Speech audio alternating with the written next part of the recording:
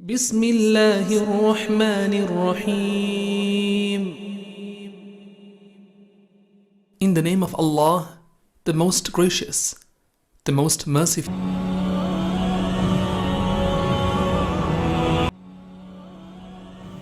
بسم الله الرحمن الرحيم. إن الحمد لله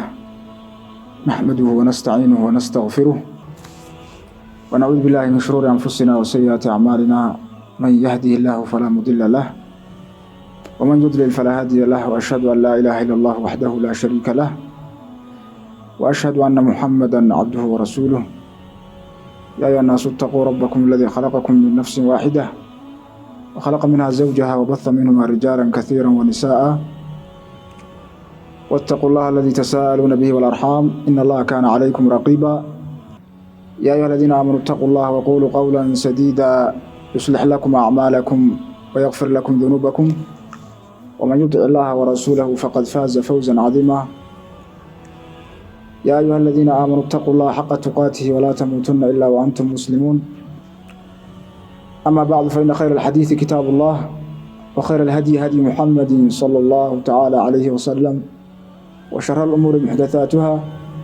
وكل محدثة بدعة، وكل بدعة ضلالة، وكل ضلالة في النار. أولا وقبل كل شيء، السلام عليكم ورحمة الله وبركاته.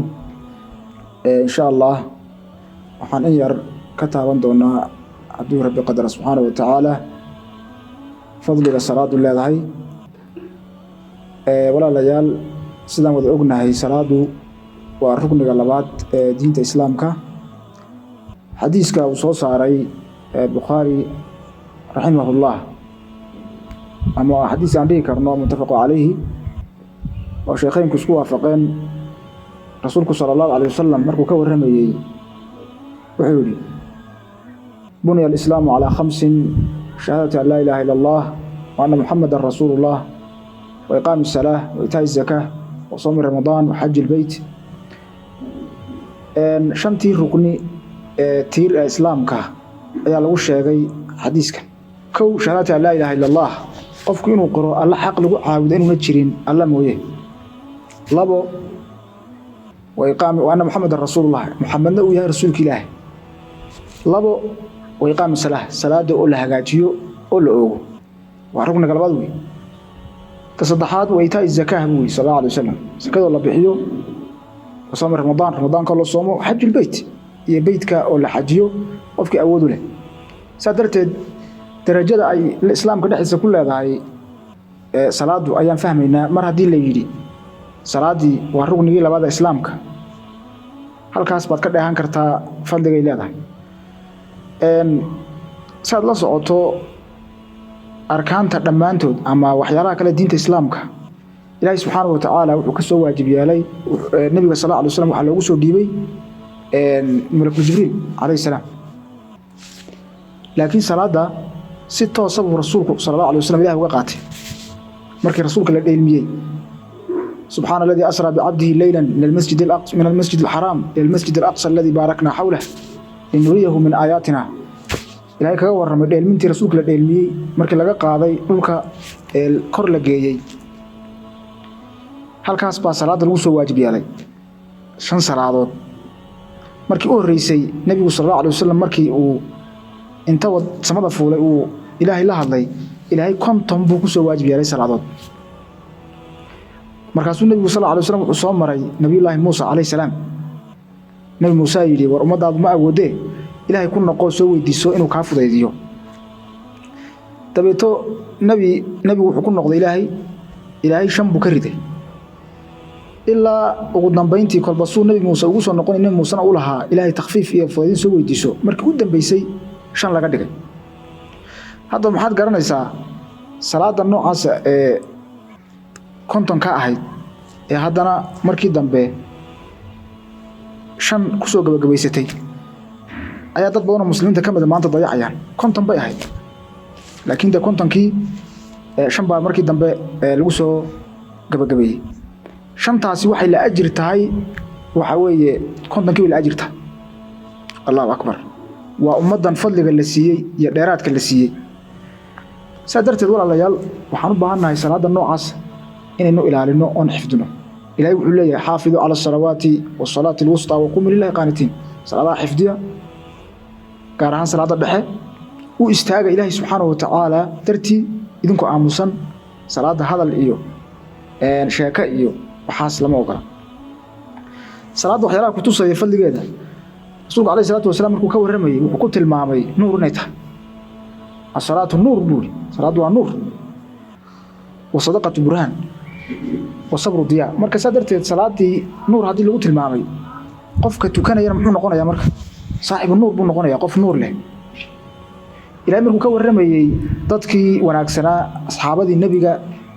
la jirtay muxamedun rasuulullah والذين معه أشداء على الكفار رحماء بينهم تراهم ركعا سجدا يبتغون فضلا من الله ورضوانه سيماهم في وجوههم من أثر السجود ذلك مثلهم في التوراة ومثلهم في الإنجيل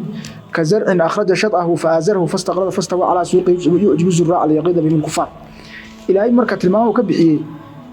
محمد ورسولك إلهي يقول كوى لجر معيسى أشداء على الكفار قال هذا يكون درنيه رحماء بينهم لحظة ويسكن حرستان إلهي وحول تراهم ركعا سجدا waxaad arkaysaa iyagoo rukuucsan iyagoo sujuudsan yabtaquuna fadlan min allahi wa ridwaana waxay dalbayaan fadliga ilaahay iyo raallaanshiisa siimahum fii wujuuhihim min athari sujuud calaamadooda waxaad ku garan buu ilaahay yidhi fii wujuuhihim wejigooda min athari sujuud sujuudda raadkeedaad ka garan buu ilaahay subxaana wa tacaala qofka tukada nuurka ka baxaya weeye sujuudda laakiin qofka aan tukanin markaba wuu kuu muuqanayaa dulliga ka muuqda waxa weeye hadaanta saaran laakiin qofka tukada nuurkiisa yaa meel walba wada gaaraya salaadu waxa weeye waxa ugu horeeya qofka muslimka laga xisaabinayo qiyaamada waa salaad hadday salaadiisu hagaagto dhammaan camalkiisa oo dhan wuu hagaagaya sida rasuulku uu sheegay sallallahu alayhi wasallam hadday xumaatana camalkiisa oo dhan wuu xumaanaya xaj baan u hagaagayn sadaqa aan u hagaagayn soom baan u hagaagayn waxa weeye xidhiis baan u hagaagayn birrul waalidayn baan u hagaagayn mar haddii waxa weeye salaadii u dayacay waa waxyaalaha cajaa'ibta ah salaadu ay la dheer tahay waxyaalaha kale weeye waxa ugu horeeya laga xisaabinayo qofka waa salaad saa darteed baa qofka ka taga ay gaalaysiiyeen culimo fara badan oo islaamka ka mid ah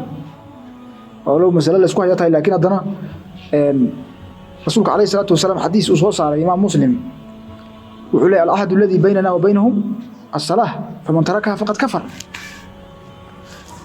cahdiga iyo ballanka noo dhexeeya annaga iyo gaalada waa salaada qofkii ka taga uu gaaray rasuulku sallallahu alayhi wasallam xadiiskaas saxiixa xadiis kale oo tirmidhi soo saaray rahimahullah wuxuu yiri man taraka salaat faqad kafar marka salaada noocaas in la ilaaliyo oo la xifdiyo waxyaala kugu caawinaya jira kow waxa kugu caawinaya in aad aadaanka dhageysato oo la socoto in aad dadka ahlu khayrka la saaxiibto masaajidda xaggooda u soo badato waxa kale oo kugu caawinaya inaad barato salaada waqtigeeda waqtiga ay galayso waqtiga ay baxayso si aad u ogaato marka salaadu waqtiga ay galayso haddii kale laakiin aad tiraahdiin kolkaan doonaan iska tukan waad khasaaraysaa saa darteed walaalayaal waxaan u baahannahay in salaada aan xifdino oo guryaha laga oogo masaajidda laga oogo meesha loogu talagalay laakiin asalka in lagu tukado waa masaajidda oo looga dhawaaqayo aadaanka hadduu qofku rag yahay masaajidda inuu keeno zaman kadib markaad fiiriso waxaad moodaa dhalinyartii iyo dadkii maaragtay loo baahnaa masaajidda inay camiraan inay masaajidii maran yihiin oo dayacaan salaadii laga tagay وانا معجزة ربي إلهي سبحانه وتعالى قرآن كيس كريم كوكا ورمي آخر زمانك ضد بائمان دونا حن أو صلاة ضيع دونا فخلف من بعدهم خلف أضاعوا الصلاة واتبعوا الشهوات فسوف يلقون غيا إلهي وحور ضدك وناكسنا وحا دب كدن بيجي كوا حن أو صلاة ضيعي ووحي نفتو جعشها يسكر راعي إلهي مركا وحوري فسوف يلقون غيا وحي لكل مدونان وحوي توقنا رد لكل ميان إلا من تاب قفك توبت كان موي توبت كان كمر ولبو فرنيه رسول عليه الصلاة والسلام وحليه ويتوب الله على من تاب قفك توبت كان له كتب الأقبلية نين دي سقاشن نف بالغة توب الأقبلية محمد من أول صلاة كتجي مركا وعرض الدار ما يعضدك مسلمين إني حاجة مساجد أوصل بطان masaajida la camiro masaajida ilaahay bay u sheeganaysaa dhibka haysta dadkii la rabay inay camiraan dadkii salafkee wanaagsanaa masaajidu aad bay u buuxeen waqtigoodii ilaa maaragtay ninka reer baadiya soo galay uu moodayay markay sunnaha tukanayaan ka horeeya maqribkoo kale uu moodayay salaadii laga baxayba dadka masaajid ku jira innagana laba saf baa marka u horeysa aadaanka imanaya marka dambe la imanaya waa waxyaalaha cajaa'ibta ka mid ah rasuulka calayhi salaatu wasalaam markuu ka warramayay dadka ilaahay subxaanahu wa tacaala uu harinayo qiyaamada harka ilaahay harsanaya dadka markuu ka warramayay wuxuu ku daray warajulun qalbuhu mucallaqun bilmasaajid nin qalbigiisa masaajida lagu xidhay ninkaas masaajida wax kale kama qabanayo salaad buu ku tukanaya quraan buu ku akhrisanaya dad buu wax ku baraya diin buu ku baranaya marka waxay ku cadeynaysaa darajada in masaajidka lagu xidhnaado darajada ay leedahay marka insha Allah taala inaasan ku soo koobi lahaa ilaahay waxaan ka baryaynaa subxaanahu wa tacaala inuu naga dhigo kuwa salaada xifdiya masaajida